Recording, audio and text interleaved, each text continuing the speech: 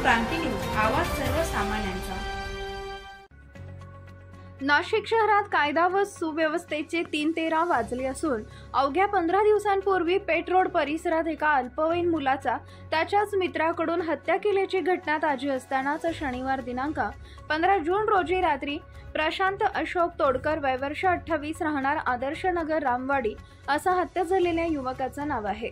सदर युवक हा रिक्षा चालक असून तो CBS ते म्हसरूळ या मार्गावर रिक्षा चालवत होता।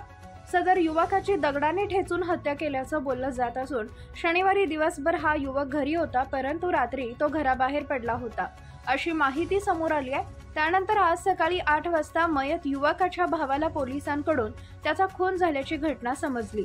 सदर युवकाच्या पश्चात 2 भाऊ, 1 बहीण आणि आई वडील असा परिवार आहे। या घटनेची माहिती मिळताच पोलीस उपायुक्त किरण कुमार चव्हाण, सहाय्यक पोलीस आयुक्त नितीन जाधव, मसूर पोलीस ठाण्याचे वरिष्ठ पोलीस निरीक्षक सुभाष ढवळे व गुन्हे शोध पथकाने घटनास्थळी धाव घेऊन याबाबत तपास सुरू केला।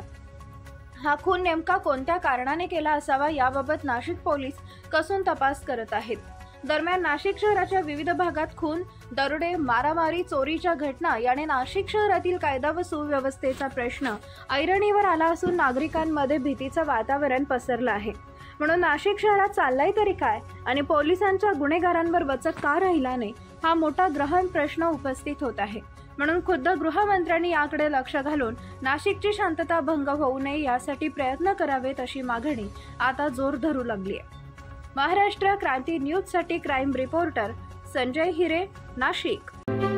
अशाच नवनवीन बातम्या पाहण्यासाठी आमच्या महाराष्ट्र क्रांती न्यूज या YouTube चॅनलला लाईक करा, सबस्क्राईब करा आणि बेल आयकॉनला प्रेस करा।